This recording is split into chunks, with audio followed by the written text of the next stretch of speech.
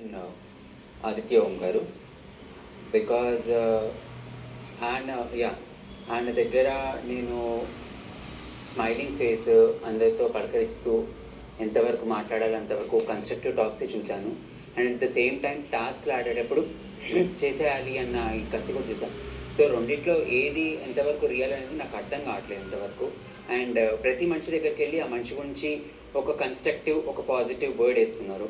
So అది నాకు safe ప్లేనా లేకపోతే నిజంగా మనిషి పర్సనాలిటీ అదేనా?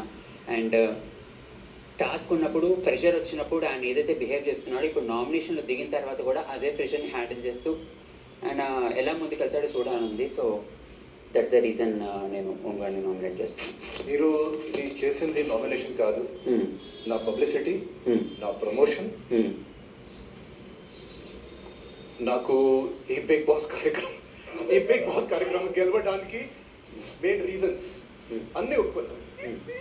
నా రియల్ ఫేస్ ఏంటి అది స్లోగా జనాలకి తెలుస్తుంది.